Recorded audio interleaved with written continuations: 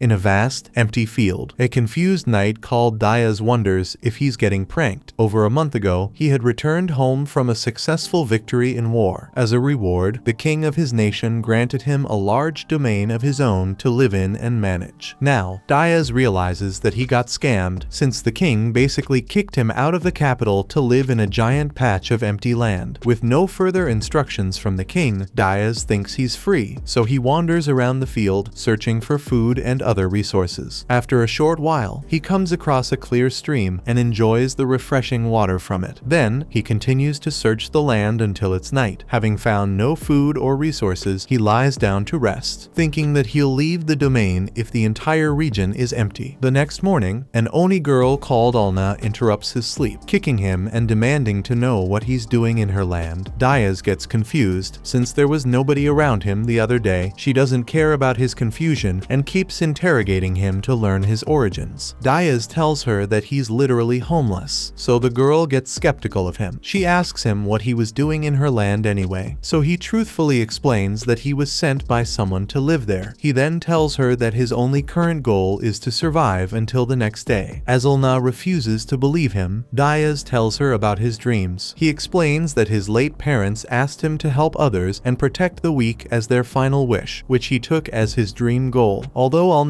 expected Diaz to be lying about his noble goal, her horn starts glowing blue, which forces her to believe him. In contrast, Diaz is a pure man, and he doesn't understand why the girl was suspecting him. She asks him if he's a friend or an enemy, but he reminds her that he's neither of those things since they've both just met. For some reason, Diaz's reasonable words just make her even angrier. He wonders why she's so frustrated. Then, he remembers that she's living in her domain, so she's one of his own subjects. Thinking that the girl is testing his sincerity to his subjects, he seriously declares that he is her loyal ally to comfort her. He promises to protect the girl from her enemies, no matter who they are, which causes her horn to shine radiantly. Even the girl is surprised by the intensity of Diaz's sincerity, and she suddenly drags him away somewhere. Soon, they enter a village of Anas. Diaz wonders why he couldn't find the village earlier, but he's given no time to react, as the girl drags him to her chief's house. Inside, the chieftain is surprised that Alna brought an outsider, since she's usually very careful around strangers. Alna tells her that her horn never turned red, and instead glowed a brilliant blue as he declared himself an ally. Hearing this, the chieftain asks Diaz if he will become her ally as well. He accepts, saying that he's the ally of everyone living in the village. However, when Diaz starts to explain that the king sent him, Alna gets up in a rage and points an arrow at him. The chieftain stops her since they haven't heard Diaz's full story, but she also glares at him and demands a full explanation. He stays calm under the threat and explains that his parents always told him to help others and protect the weak. Since they passed away early, Diaz was left an orphan. He gathered the other orphans in town to live together, and they survived by performing small chores and hunting weak monsters. As Diaz grew older, a war broke out with the neighboring nation, so he took his fighting skills to the battlefield. There, he displayed an incredible natural talent for fighting, so he quickly rose through the ranks. After 20 years of a bitter war, Diaz returned victorious, and the king granted him this empty domain as a reward. The chieftain nods, believing that he's sincere about ruling his domain. She then asks him if he'd still be her ally if she and her people were not subjects of his kingdom. Diaz smiles, saying that he'll still protect her as a neighbor. At his words, the chieftain's horn also glows blue, so Alna lowers her bow. Diaz wonders why she asked him such a strange question, and then he realizes something. The chieftain agrees, admitting that she and her people are not his subjects. In fact, her tribe is actually the enemy of his kingdom. Despite their circumstances, the chieftain thinks Diaz can be her ally since his aura is so blue. Before he decides to do anything, she asks him to hear her out. After introducing herself as Mal, she explains that her people were kicked out of the grassland over 50 years ago. Ever since then, they've been at war with his kingdom, trying to win their land back. Diaz wonders how they can live undetected within the kingdom's domain, so she explains that her species can use magic stored within their horns. To demonstrate, she goes invisible with a spell, leaving him stunned. Then, she also reveals that her people can easily conceal their entire village with the same magic. Diaz finally understands why he couldn't detect the village before, but he wonders why Mal is exposing such sensitive information chieftain to him. The chieftain smiles, saying that she wouldn't have trusted him if her horn didn't glow blue. It turns out that the Anis can detect the intentions of other species by relying on their horns. If a person has no bad intentions towards them, their horns remain colorless. However, if they have malicious intentions, their horns would turn red to warn them. Sometimes, a person might cause a blue glow, which means they are friendly towards the Oni people. Despite this, if the good-intentioned person begins to have evil intentions, the horn would immediately taint the blue color with red. Since Dayas never caused their horns to show the slightest shade of red, she thinks he's a completely trustworthy person. In fact, she thinks he's a simple-minded fool because he's still trying to honor his dead parents' wishes. Although Dayas is confused, Mal offers to help him rule his domain, promising to give him a house, some food, and some livestock to begin his life. In return, she hopes that he can keep her village secret from the king.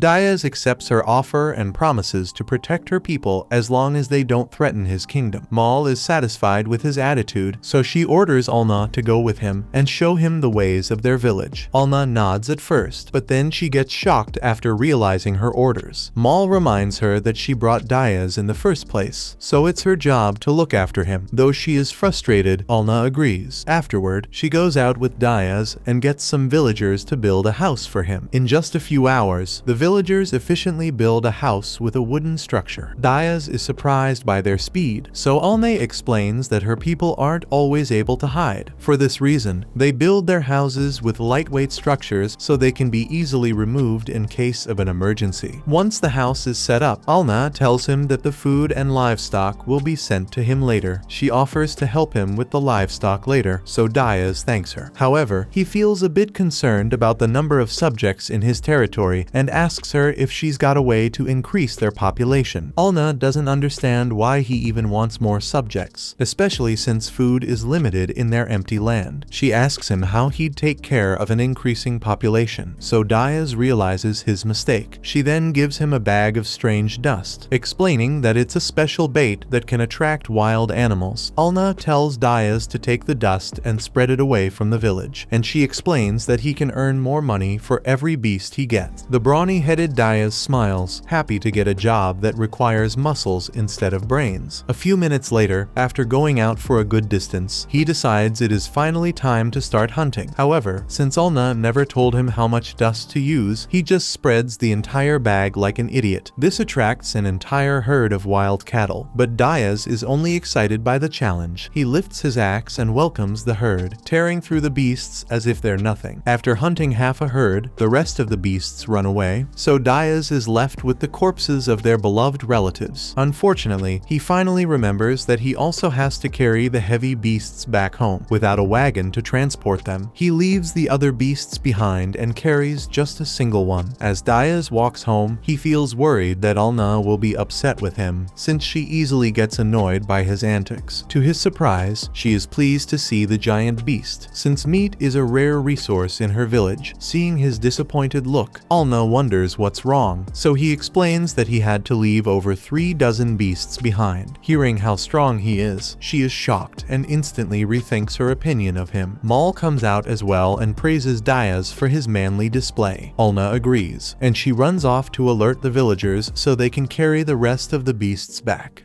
Dayas wonders what Mal means by manliness, so she explains that it's simply a man's ability to work. The more a man is able to work and earn, the manlier he is in the eyes of her tribe's women. After learning this, Dayas understands why Alne seems so pleased with him, but he thinks that looks and personality matter as well. Mal disagrees, saying that neither looks nor personality put food on the table. Dayas understands where she's coming from. He realizes that for a small tribe, food and survival are the only important things compared to the people living in the kingdom. Then, Mal tells him that he'll need to work a bit harder if he wants to marry a beauty like Alne. He gets embarrassed and acts like that wasn't his intention, so she starts teasing him even more. The next day, Dayas wakes up from the smell of fresh breakfast in his room. He finds Alna cooking for him, smiling in a completely submissive manner compared to earlier. After having breakfast, he praises her cooking, which causes her to blush. Watching him eat so closely, Alna is unable to bear the tension, so she changes the topic to hunting again. She explains that her tribe still needs a well for water and an outhouse to host guests, which will help Diaz expand his domain. However, the village does not have enough money to pay the craftsmen, so Diaz agrees to hunt for them. Alna asks him to hunt some monsters, so he thinks about it. Although monster meat is toxic and inedible, their rare materials sell for incredible prices. Diaz agrees to hunt, wondering if the peaceful grassland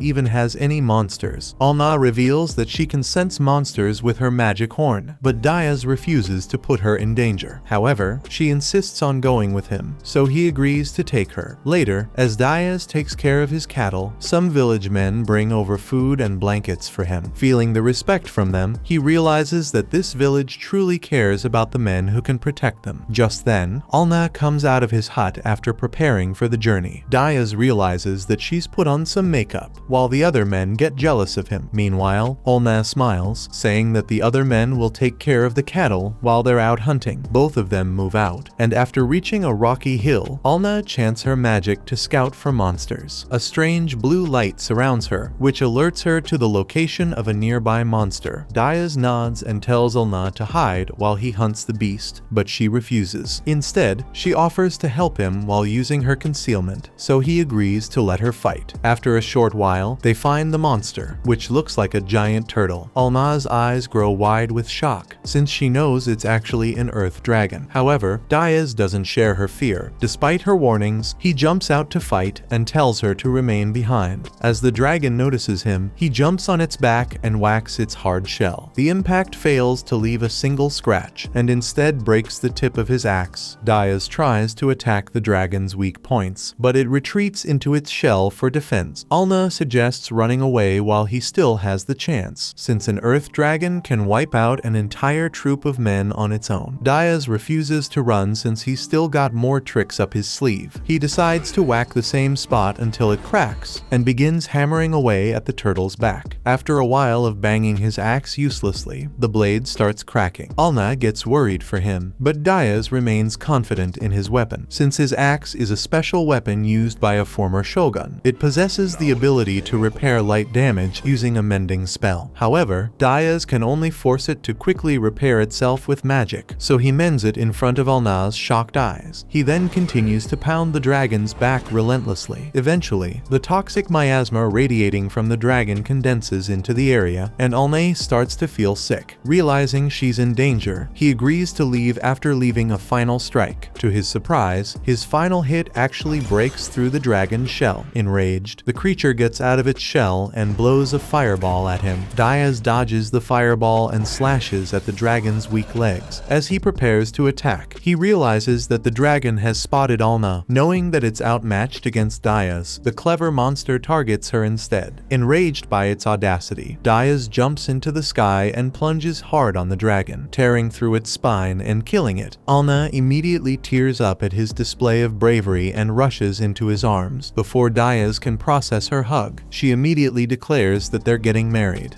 Diaz returns to the village shortly afterward, and with the help of several Oni villagers, he drags the earth dragon's massive body through the village. The villagers proudly announce that Diaz was the one who defeated the earth dragon completely on his own, and everyone around them begins cheering and praising him for such an amazing achievement. After the dragon's body is finally placed down safely, Diaz quietly watches all the villagers celebrating. However, he can't help wondering what everyone is so excited about, because he doesn't see defeating the earth dragon as a big deal. Mal then walks over to Diaz and says she still can't believe he managed to defeat the earth dragon all by himself. Diaz simply shrugs it off and says it really wasn't anything special. Rather than asking for treasure or praise, he says he would rather have a proper well and a privy built using the value of the earth dragon. Mal smiles and tells him that won't be a problem at all, because just one of the earth dragon's legs is valuable enough to pay for several